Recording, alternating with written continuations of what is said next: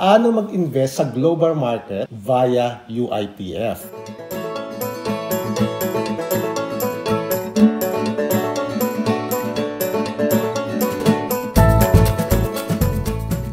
Hi everybody! Hello! Kamusta na po kayo? Welcome to Retironario. Ako po si Mimi. Jarvis. At nandito na naman tayo sa isang episode na marami tayong matututunan. Disclaimer po muna tayo, Retironario is not a registered investment, legal, or tax advisor. All investment and financial opinions na sinishare po namin are based on our personal research and experiences and are intended as educational material. Sana sabi din natin na yung past performance of any product na nami-mention natin dito is not indicative of future performance. Although, best efforts are made to ensure that all information is accurate and up-to-date, and occasionally, kung meron mga unintended errors or misprints na, typo, nangyayari talaga yun. Pero we try our best na talagang as accurate as possible. Yeah. Parang feeling ko matagal tayong hindi nakapag-episode. So gusto ko lang mag-hi. Gusto ko lang mag-hi sa mga subscribers natin, new and old alike, na talagang sumusubaybay pa rin sa atin. Either naghahanap sila ng old videos na dinadirect mo naman sila kung saan yung mga topic na yun, or may mga inquiries sila on something more specific sa kanina lang which we are attending to. So pasensya na kayo kung hindi na kami nagkakaroon ng time, katulad nung una natin ginagawa na meron tayong listahan ng mga binabati natin. Pero meron akong special na babatiin na subscriber, si Nicole from the Philippines. Yan, okay. kakaka-subscribe lang niya at nirefer siya sa atin ni Derek. Introduction muna, no? Ang palagi nating sinasuggest sa mga beginners pag gusto nila mag-invest sa stocks ay mag-invest sa medyo diversified, which is yung isa ay yung S&P 500 at yung Nasdaq 100. Feeling ko mas familiar sa pandinig nila yung Nasdaq compared sa S&P 500. Kasi yun yung nasa news, malimit. Pero dito sa atin, mas marami kang times na nire-refer mo yung S&P 500 compared to Nasdaq. But you're telling us you can recommend to either. Ngayon, ang kasunod na katanungan yan paano ako mag-i-invest kung nasa Pilipinas ako? Yung S&P 500 at Nasdaq 100 ay sa USA naman yan. Top 500 companies and top 100 companies. Ang impression tuloy ng iba, medyo complicated. Kasi nasa Pilipinas ka paano ako mag-i-invest sa USA? This is your lucky day. Kasi ituturo natin kung paano sila mag-i-invest, paano na gagawin ito, maski na nasa Pilipinas sila. So kung ako sila, stay tuned. Stay tuned. Dalhin nyo na yung kakainin nyo, iirmin nyo, wag na kayong umalis dito sa harap ng inyong pinapanood. Okay, so ang pag-uusapan natin ngayon ay paano mag-invest sa global market maski na nasa Pinas. Ibig sabihin, may access ka rin sa global market kahit nasa Pinas ka. So ngayon, siguro pag-usapan muna natin, bakit global market? Bakit hindi na lang tayo mag-concentrate sa Philippine Stock Exchange? Alam ko yung sagot. Pero mamaya sasabihin. Ikaw na magsabi. Lagi ko din naririnig, ayoko mag-invest sa US kasi hindi ko kabisado yan. Mas familiar ako doon sa companies dito sa Pilipinas. So, dito lang ako mag-i-invest kasi yun ang naiintindihan ko. Kasi sinasabi din kasi ni Warren Buffett na kung mag-i-invest ka, dapat doon sa mga companies na naiintindihan mo. Paano nga kung gusto mo mag-invest pero wala ka talaga naiintindihan? Okay, so ipapaliwanag natin bakit global market pwede nila i-consider na mag-invest. Okay, so ito yung mga reasons, So number one reason, yung Philippine market kasi is very volatile. Na-explain mo na what again is the meaning of volatile. Ibig sabihin masyado magalaw yung presyo ng PSEI. And so what kung magalaw ang presyo? Kung masyadong magalaw ang presyo, kalimitan. Nadidismaya yung mga tao kasi parang walang pinatutunguhan yung investment nila. Parang nagpa-fluctuate lang. Minsan, bumili sila sa mataas.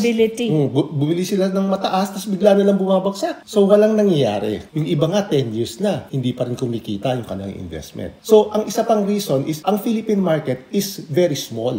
So, when you say very small, mas kukunti ang choices ng pagpipilian? Mas kukunti ang mga choices. Mas kukunti ang companies na Bukod doon, kakaunti lang yung nag-i-invest. Unlike sa ibang mga company sa ibang bansa talagang mas madami dito nag-i-invest. Yung isa pa, yung economy ng ibang bansa ay mas stable kumpara sa Pilipinas. So unlike dito sa Pilipinas, kapag medyo nagkaroon ng issue sa government na corruption, bumabagsak na kaagad ang stock market. O nagkaroon ng calamity, bumabagsak na ang stock market. So medyo hindi siya ganun ka-stable. And isa pa, yung madaming kumpanya sa ibang bansa ay global ang market. For example, ang Facebook, hindi lang sa USA ang may Facebook, sa Pilipinas meron din. Kumpara natin sa Pilipinas, halimbawa, SM, ang market niya sa Pilipinas lang. Ang Meralco, ang market niya Pilipinas lang. Pero yung ibang company sa ibang bansa, global ang kanyang tina-target na market. At kung isa pang reason, kaya gusto nating mag-global market, gusto natin ng diversification. Ano naman yung diversification for the first-timers? Ibig sabihin ng diversification, hindi lang tayo sa Pilipinas naka-invest. Sa ibang bansa, naka-invest din tayo. Sa ibang companies, naka-invest din tayo. So just in case na bumagsak ang market sa Pilipinas, meron pa tayong iba.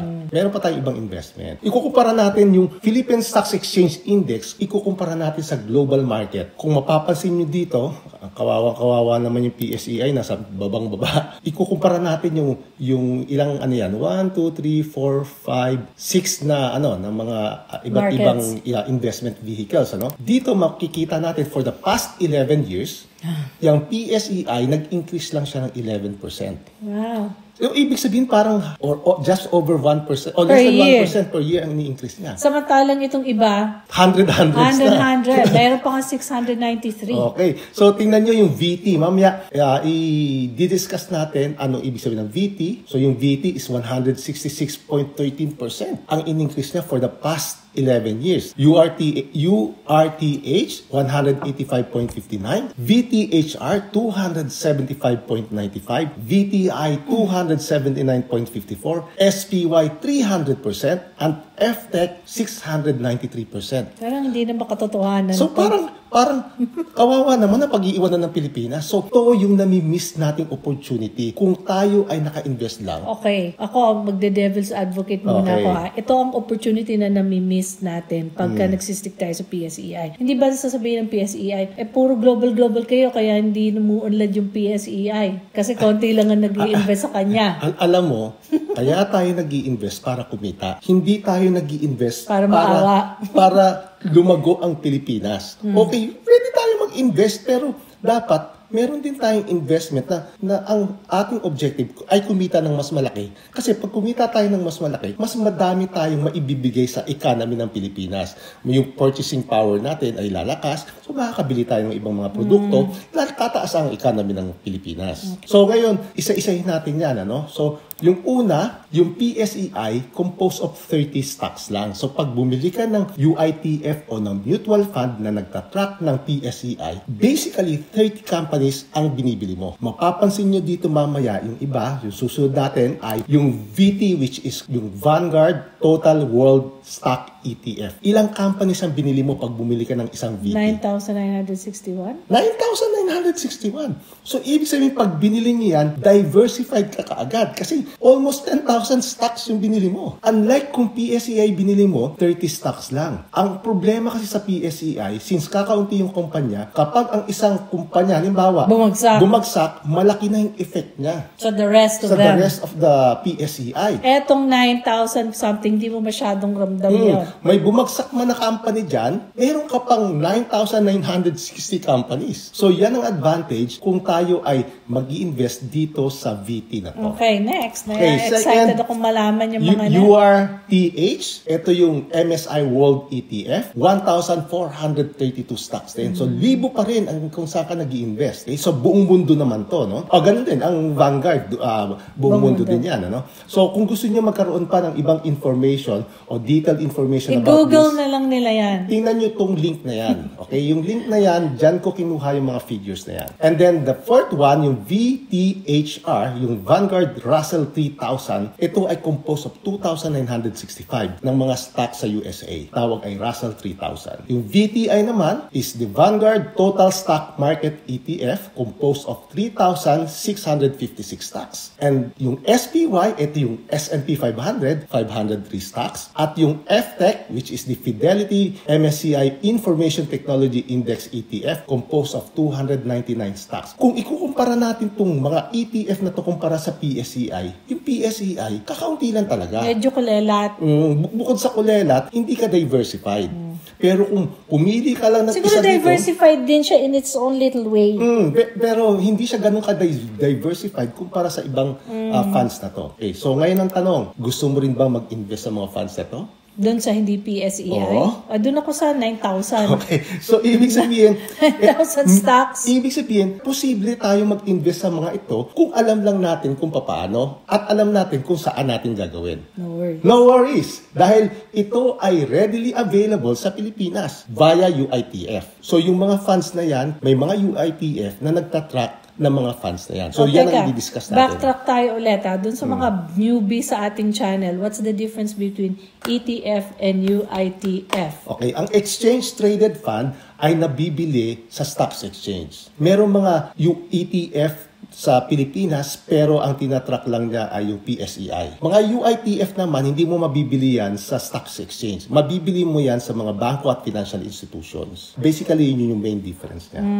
Paano tayo mag-i-invest sa UITF na yan? Pumunta kayo dito sa website na yan, uitf.com.ph at i-click nyo lang yung fund providers. So, yan yung mga bangko at financial institution na nagbebenta ng UITF.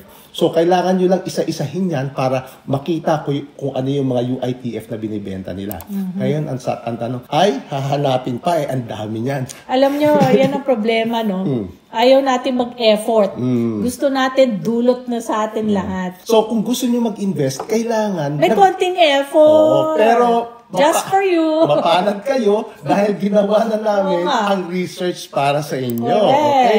So, sasabihin na namin sa inyo kung ano yung mga fund providers na nag-i-invest doon sa mga sinabi nating mga exchange-traded fund na yan. Kasi iba yan, di naman nila sasabihin. So, of course, for Veterinario subscribers. Sabi nga natin, kaya nga natin ginawa itong episode na to, ay para sabihin sa kanila yung result ng ating research. Okay, ano nga yun? Okay, so simulan muna natin pinaka mababa ang return mula doon sa PSEI. Pero ito, 100 something din ang return niya for the past 11 years. Yung VT o yung Vanguard Total World Stock ETF, which composed of 9,961 stocks. Ang only provider na nagbebenta ng fund na nagtatrack ng VT is Security Bank. Unfortunately, ito ay nasa US dollar. So makakabili ka lang. Bibili sila through US dollar. Kailangan may US dollar account ka para makabili ka ng UITF na to. Ang tawag dyan ay yung SB Global Equity Index Feeder Fund. So, merong dalawang classes yan. Class A at Class F. Nagkakatalo yan doon sa minimum initial participation. So, mas mahal yung Class F. 5K. Kaya mas mahal yan kasi dollar sa USD. Yung kanyang fee, kung mapapansin nyo, yung fee niya is 0.44%. Mas mababa kumpara doon sa fee ng Class A, which is 0.64. So, ibig sabihin, dito sa Class F, ang target market nila din yung mga mayayaman. Okay? So, kung mayaman ka, doon ka pumunta sa Class F. Pero kung hindi ka naman ganun kayaman, kaya mo lang ng $1,000. Minimum kaya mo. Doon ka sa A. Class A. Kung titingnan natin yung performance ng fund na to, yung SB Global Equity Index Feeder Fund, nagsimula siya kasi nung July 2, 2018, ibig sabihin 6 years na siya. No? Nung nagsimula siya, ang NAV po niya is 1. Ang presyo niya na ngayon as of October 8 is 1.52. So kung kukumputin natin yung compound annual growth rate niya nung Class A is 6.94. At yung Class F naman, ang compound annual rate is 9.49. Yeah, so bakit mas mataas ang Class F kumpara sa Class A? Pareho lang naman yung tinatrack niya na fund. Most probably, dahil sa mas maliit ang management fee. Kasi yung management fee, kumakain yan ng profit natin. So, mas maliit ang management fee, mas maganda. Kasi yung profit natin mas mataas. Ngayon, ang tanong, maganda ba ang performance na to? Para natin malaman kung maganda ang performance, ikukumpara natin yan doon sa performance ng benchmark niya, which is yung Vanguard Total World Equity Index Fund. Kinuha ko na yung price ng VT noong July 2, 2018, which is 64 nung price na yon, at nung price niya nung October 8, 100.18. So kung kukumputin natin yung compound annual growth rate is 10.37. Anong ibig sabihin nito? Kung ikaw ay diretso nag-invest sa VT, ito ang makukuha mong return, 10.37. Pero kung wala ka namang access para makapag-invest sa VT, mag-invest ka na lang sa Security Bank, sa SB Global Equity Index. Ang disadvantage lang, mas maliit ang kikitain mo, 6.94. Kasi pinadaan pa natin sa Security Bank. Pero sabi ko nga, kung meron tayong way para makapag-invest directly sa VT, then go ahead dahil mas malaki ang return na pwede nyo makuha. Okay. So, sunod naman, yung URTH. Ang URTH naman, ang mga funds na nagtatrack ng ETF na to ay mabibili natin sa BPI, sa BDO, at sa PNB. So kung meron kayong account sa mga to, pwede kayong mag-inquire. Sa BPI, ang tawag sa fund na yon ay BPI Sustainable Global Equity Fund of Funds. Okay. So ang tinatrack ng fund na to ay yung MSCI AC World Index. Okay. So ganun din ang BDO. Yung sa BDO naman, ang fund na binibenta niya ay yung BDO Global Equity Index Feeder Fund. So kung mapapansin natin itong apat na funds na to, US dollar din. Kailangan natin ng US dollar para makabili nito. Ang kagandahan nito, hindi kasing mahal noong VT. Na libo-libo. Oo, ito 100 minimum. 100 ang minimum, makabili ka na. Kung titingnan natin yung performance ng fund na yan, for example, itong BPI Sustainable Global Equity Feeder Fund, ang performance niya since inception is 5.33%. Medyo maliit ng konti. Kumpara naman natin dito sa BDO Global Equity Index Feeder Fund, 9.57% ang kanyang performance since inception. Ang BPI Global Equity Fund, 7.54. Ang hindi magandang performance ay yung PNB. So baka may nakikinig sa atin na may fund dito sa PNB. Okay. Ano kaya ang pwedeng nilang gawin? Ngayon, hindi ko malaman o masabi bakit ito ay negative. Kasi kung titingnan natin yung benchmark kung ano yung kanyang tinatrack, siya ang pinaka price at inception. Ang benchmark na tinatrack niya, ang compound annual growth rate ay magaganda, 9.31, 10.91, 9.81, 8.11. So ibig sabihin, itong mga funds na to ay ang medyo maganda lang ay itong BDO kasi halos malapit siya sa tinatrack niyang fund. Ang BDO ay 9.57, ang tinatrack niyang fund is 10.91. So meron lang siyang difference na 1.34%. So itong difference ito, mas mababa ito, mas maganda. Pag naging positive ito, ibig sabihin, mas maganda pa yung performance ng UITF kumpara doon sa tinatrack niyang fund. So punta na tayo sa second at sa next yung VTHR, which is the Vanguard Russell 3000. So meron itong 2,965 stocks. Kaya lang sa Pilipinas, isa lang ang nagbebenta ng fund na to, which is the PNB. So yung fund na yon, ang tawag doon ay PNB US Equity Sustainability Leaders Feeder Fund. So ang tinatrack niya ay yung Russell 300. Ang minimum participation para makabili ka dito is 1,000 pesos at yung mga succeeding pagbili mo, 1,000 din ang kailangan. Performance ng fund na to since inception ay 1.94,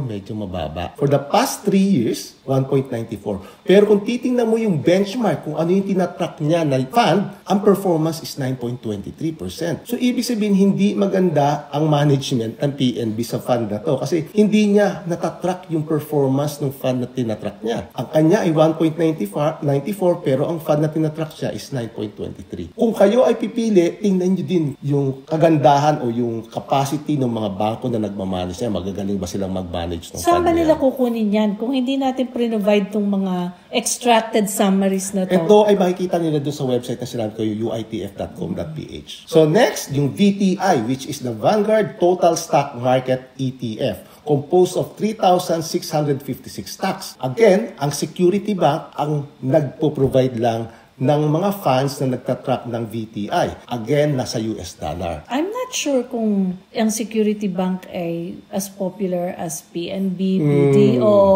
Kasi bakit siya ang maraming ganito? Eh yung mga ibang bangko na mas popular. Hindi natin alam. Sabagay, matagal na tayo wala sa Pinas. Pero napapansin ko lang na marami silang ino-offer. Actually, yung ibang bangko, marami din ino-offer, pero mga local. Hindi ito yung mga global market. So, we are concentrating on global. Global market yung inaano natin. So, punta na ulit tayo dito. So, kumbaga, underdog ang security ba? Yung mga funds na to, iba-iba, no? Iba-iba yung kanyang minimum participation. Yung pinakamura, yung Class A niya. Kasi meron 3 classes, Class A, Class B, at Class F. So parang yung nabanggit mo kanina. Ganon din ang prices nila. So habang tumataas yung class, naging Class F, bumababa yung kanyang management fee. Pero tingnan natin kung gumaganda ang performance. Medyo maganda ang performance ng Class F, which is 11.83%, kumpara sa Class A, which is 11.33%. At halos 2% lang ang difference niya doon sa tinatrack niya na fund. So ibig sabihin, medyo maganda. Medyo maganda. Pero again, kung kayo ay may opportunity to invest doon directly sa fund na VTI, mag-invest kayo kasi yung 2% difference for 30 years, medyo malaki yan. Pinag-uusapan dyan ay mga 300,000 difference. So next, SPY. Parang nakalula naman to table na to. Second to the last na to. The SPY, which is the S&P 500, is the widely traded fund. Kaya madami ang nag-offer. So kung mapapansin natin, biglang pumasok si Manulife, East West Bank, okay, Metropolitan Bank, Metrobank, and RCBC. So medyo madaming bangko ang nag-o-offer ng UITF na nagtatrack ng S&P 500. Pero kung titingnan natin, tingnan nyo na lang kung ano yung medyo type nyo dito. Pero ang minimum initial participation ay merong 100 lang. Oo nga. Manulife, 100. Okay. Merong mahal na 1,000. RCBC, 100. So, ibig sabihin, since ito ay medyo mura, baka dito, mas kaya natin mag-invest. Mapapansin nyo rin, merong US dollar at merong Philippine pesos. Okay? So, kung saan kayo meron kayong account, pwedeng doon kayo bumili ng investment na yan. So, paano natin to? Itingnan natin dito sa benchmark. Ang gusto kasi natin yung difference niya ay halos magkadikit or at least positive. Kung medyo negative, dapat maliit lang ang negative. So kung mapapansin natin, ang medyo magandang fund ay itong BPI US Equity Index Feeder Fund at itong Manulife American Growth Equity Feeder Fund. So medyo maganda ang performance niya. Kung titingnan nyo yung kanyang compound annual growth rate since inception, 11.53, 15.92, so medyo maganda ang performance niya. Ito ang most popular. Ang palagi natin nire-recommend dito is yung BPI kasi meron na tayong BPI na nag-invest tayo sa US Equity Index Feeder Fund, which is ito ay magiging episode natin siguro next episode. I-discuss natin paano natin ginawa na makapag-invest sa S&P 500 through BPI. And then lastly ay yung FTech na tinatawag o yung Fidelity MSCI Information Technology Index ETF. Napakahabang pangalan. Which is composed of 299 stocks. Ito ay medyo popular din to. Kasi kung kayo ay may GCash, pwede kayong makabili ng fund na nagtatrack ng FTech through GCash. Mabibili nyo ang fund na to through seedbox.com at seedbox.ph o sa GCash G-Invest. Ang kanyang performance ay medyo magaganda, kaya lang yung iba ay hindi. So for example, itong Manulife, ang kanyang performance ng UITF niya is 9.39 pero yung benchmark is 14.73. Ang medyo maganda ang performance ay itong sa Atram Global Technology Feeder Fund which is 20.33. Ang tinatrack niya is 21.68. So medyo malapit na malapit. Isa ito sa mga nire-recommend natin. Kung kayo may mag-i-invest, dun tayo sa Atram Global Technology Feeder Fund. O pwede nyo mabili yan sa seedbox.ph o sa G-Invest ng GCash. In fact, kung nakikinig talaga sila sa previous episodes natin, nung nagkaroon tayo ng Retironario Challenge, isa yung Atram Global Technology Feeder Fund sa mga recommended natin, di ba? So, yung eligible for bonus. So bonus points, yung cash. Yung mga sumali doon sa challenge, kung ito ay tinuloy-tuloy nila, sigurado ko medyo maganda na yung kinikita ng kanilang investment. Dapat nila matanong natin sila kung kamusta na yung so patapos na tayo. Investment. I-summarize na natin. Okay? So sabi natin, PSEI is not the only investment fund that is available in the Philippines. Baka akala kasi natin ito lang ang available. Kaya nagpupunta sila doon kahit na napakababa ng return. Kasi madaming insurance agents at advisors na ito palagi yung nire-recommend. Bakit? Maaaring dahil hindi sila aware na merong ibang funds na mas magaganda na nagtatrack ng mga global market, o maaaring alam nila pero hindi sila masyadong familiar kaya hindi nila nire-recommend. Pero kasi meron ako kilalang financial advisor na hindi niya nire-recommend kasi may mga level pala yan eh. Kailangan mag-aral muna sila dito para makapag-recommend sila ng bagong fund. Kapag dito pa lang sila sa level na to, ito lang ang pwede nilang ma-recommend. Okay. So, meron mga levels. Investing in the global market is now very accessible even if you live in the Philippines. For as low as, actually, 100 pesos ka eh.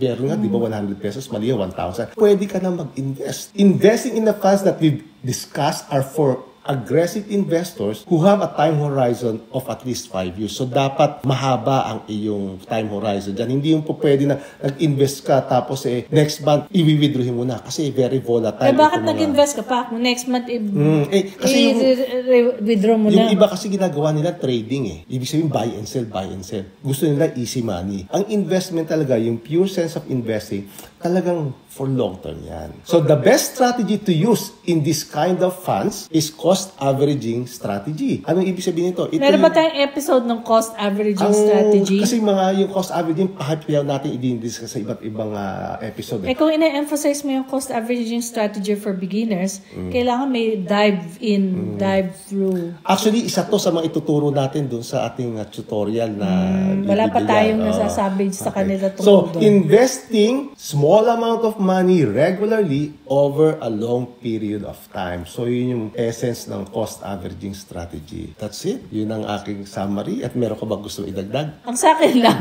ay isip-isip yung mga nasa PSEI ngayon. Hindi pa naman huli ang lahat. Just in case gusto nilang diversify at mag-explore ng ibang other available funds sa Philippines. So, ibig sabihin, okay lang mag-invest tayo sa PSEI, pero dapat alam natin na meron pang ibang funds na pwede pang magbigay Which sa is atin the na mas point maganda. of today's episode. Okay, so that's it. So, yun na lang muna. So, again, as usual, kung meron po kayong mga tanong, 3 ways. Number 1, email us at veterinario@gmail.com. Sumasagot naman tayo dun sa email niya. Number 2, comment below if you are on YouTube. Or number 3, kung nasa Facebook kayo, comment din kayo. Nakikita po namin yung comment. At wala namang ibang sasagot sa comment na yun.